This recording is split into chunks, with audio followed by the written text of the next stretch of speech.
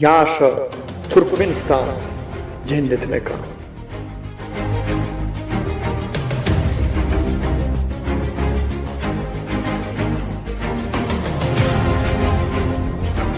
Dostum yerim güzi, sana baat verdi. Yaşa Türkmenistan cennet mekan. Şadlan ilim altın dövrün geldi. Yaşa Türkmenistan cennet mekan.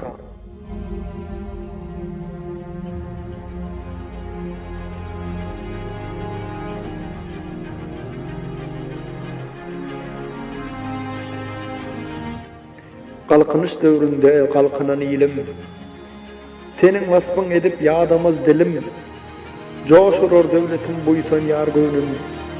Yaşa Türkmenistan cenneti mekanı.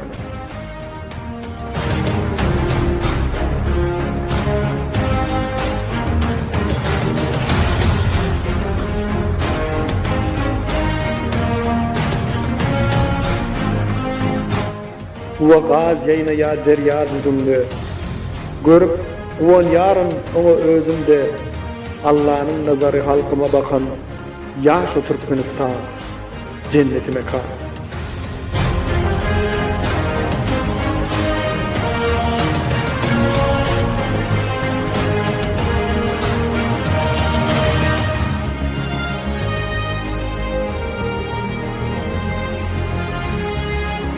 Çepin dedinizdir, sağında derya. Yurdum ösüşte, dini öme var ya. Bunu bütün dünya barıkın biliye.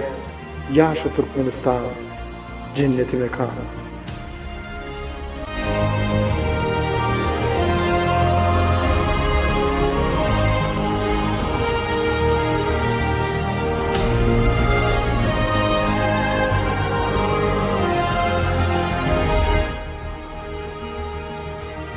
Hıdır gezen dağıdır cülgü düzüm var.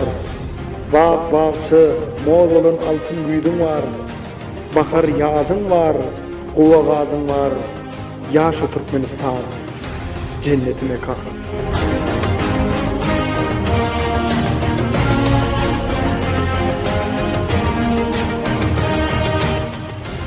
Ah şeherim, aşka vadım buysoncum. Avazı zolalık olur kuvoncum. Arkada halkına bakı dayancım. Yaşa Türkmenistan cenneti mekan.